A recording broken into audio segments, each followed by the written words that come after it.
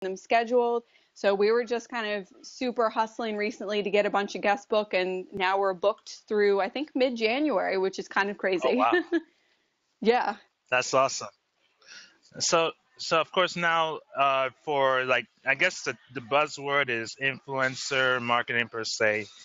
Now, um, what is in mind as being an influencer, and second part, since like for college students who are trying to find a way in the social, like since the digital world is changing now to where now Hmm. you have to have like skills, Right. for specific work. What is in your mind is a true influencer, and how can that guide like college students or anyone in doing well in this business world per se? Right. I think a true influencer is really somebody who has trust with their audience. I think there's a lot of misconceptions that just because you have a million followers on Instagram, you're an influencer, but not necessarily if that audience isn't engaged with you. It's a lot more effective to have a smaller, highly engaged audience than a huge audience that's not paying attention, that's not listening to anything you have to say. If they don't trust you, they're not really going to buy into what you're trying to sell or anything like that. So I do think that it really has to do with trust and building a relationship with your audience if you really want to be a true influencer on social media. And I also think a lot of people think that that kind of thing is going to happen overnight, and it's not. You really have to take time to build a relationship and establish trust with your audience if you want to succeed on social media.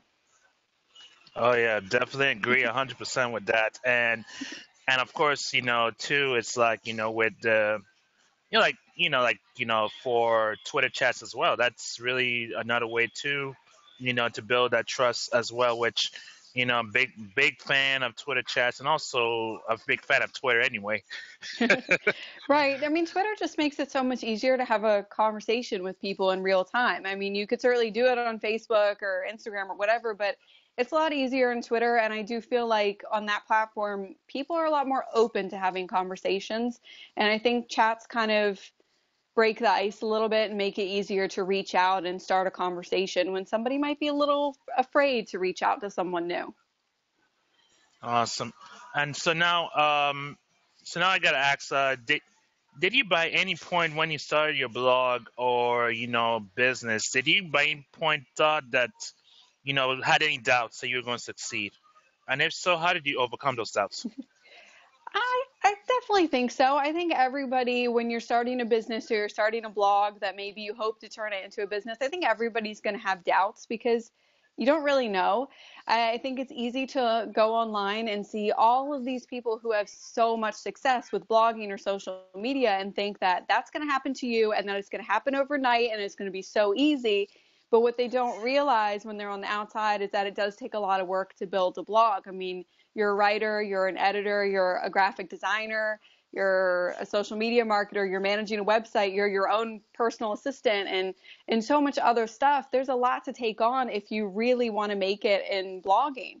And I think everybody's going to have those doubts, but I think if you're passionate about it and this is something that you're really dedicated to and interested in, it's going to be a lot easier to really keep going and push yourself even though you aren't seeing results maybe as quickly as you'd like to, because I think that's where a lot of people get discouraged. I've seen so many people quit their blogs because they weren't making enough money because it wasn't working out, and really they had only put in like a few months time or maybe even a year into it.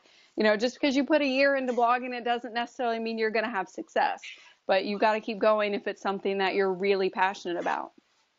Oh yeah, definitely agree there, 100%. So of course now we've seen the evolution of social media. I mean, of course, we've seen the different live streaming platforms come and go. But first, I want to ask you, how important is live video and live streaming? How important is it? I think it's Yeah. really important because I know a lot of people get nervous about it. It is kind of nerve wracking to sit down on Periscope or Facebook Live or Instagram Live, whatever it may be, and start talking to your camera. And you might be wondering who on earth is ever going to tune in. And you might worry that nobody's going to watch it, nobody's going to interact with it. But the reality is, it's a really powerful way to connect with your audience. Video content in general is, whether it's live video or if it's pre recorded YouTube videos, your audience gets to see you and hear you, and it's kind of like they're right there with you, interacting with you in a way. Whereas on a blog, they're just reading written content. And while that's great, and I love reading blog posts, I think there's just something really special about that connection you have where you can have a real time conversation with somebody over a live broadcast. Awesome. So what? So who in your mind is doing live streaming right? Basically, like providing Hmm. valuable information to the audience per se. One of my favorite people has to be Alex Beeden. She doesn't, I mean, she does live stream every now and then. She used to do it a lot more often when Periscope first blew up.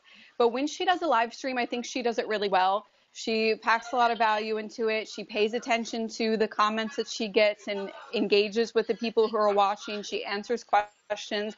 And I think all that's really important. If people are watching you and they're sending replies, acknowledge it, talk to them, and make sure you're giving them a good reason to tune in. You want to provide value to them, otherwise, they're not going to keep watching. That's really awesome. So, of course, I noticed now that you're definitely into books. It's really cool. And one of the books I've noticed is the Five Starter Sessions by Danielle Laporte. Yep. So, so can you share with us about basically how that book has helped you to be where you're at right now? Yeah.